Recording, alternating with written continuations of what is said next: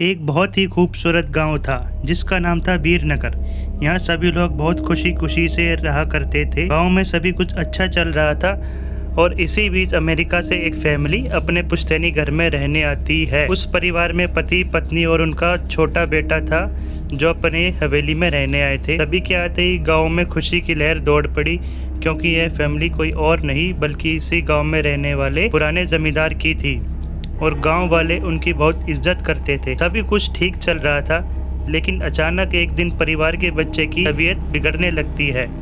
सभी को लगता है मौसम का परिवर्तन हुआ होगा, लेकिन बात तो कुछ और ही थी। धीरे धीरे लड़के का चेहरा नीला पड़ने लगा। आनन फानन में परिवार ने डॉक्टर को बुलाया और डॉक्टर को भी कुछ समझ नहीं आया, तो पास ही में बने एक हॉस्पिटल में उन्हें स्वास्थ्य परीक्षण के लिए आमंत्रित किया ताकि बच्चे की बीमारी का पता लगाया जा सके।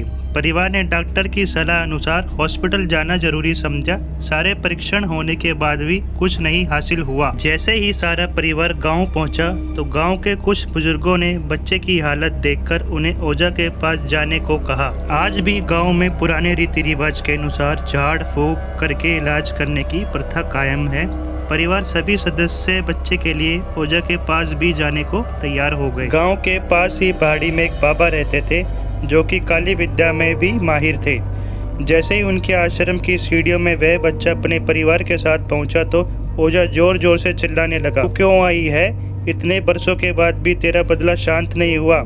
यह सब सुनकर बच्चे के माता पिता और गांव वाले दहशत में आ गए। उन्हें समझ नहीं आया कि बाबा को इतना क्रोध क्यों आ रहा है, जबकि उन्हें अभी तक कोई बात बताई नहीं गई। लेकिन बाबा तो काली माया में प्रांगत थे, इस वजह से उन्हें रूहानी ताकतों को पहचानना आता था। सभी लोगों ने आश्रम में प्रवेश किया, लेकिन बाबा ने केवल उस बच्चे को पास आने को कहा।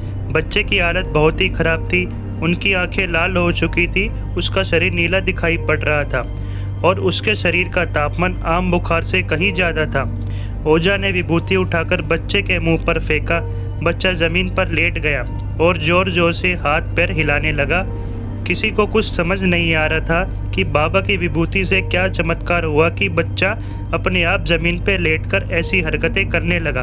तभी अचानक बच्चा अपने पैर की उंगलियों के बल खड़ा हो जाता है और बहुत ही खूंखार औरत की आवाज़ में ओझा को उसके पुराने नाम से बुलाया, "अरे ओ प्रेमनाथ, मैं तुझे नष्ट कर दूंगी।" लड़के का ऐसा स्वर सुनकर उसके माँ बाप घबरा गए।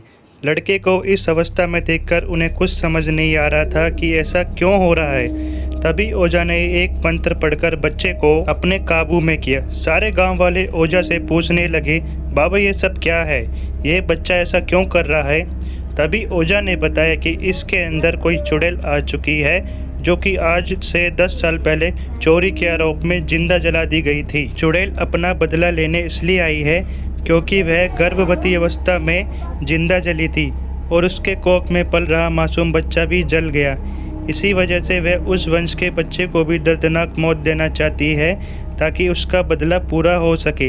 ये सारी कहानी जानने के बाद उसके परिवार वाले ओझा के सामने गिड़गिड़ाने लगे और अपने बच्चे की जान की भीख मांगने लगे। तभी ओझा ने अपनी घोर तपस्वी शक्ति से मंत्रों के उच्चारण के साथ उस चुड़ैल को मासूम बच्चे से बाहर निकाल दिया और कुछ ही क्षणों में बच्चा सामान्य हालात में आने लगा।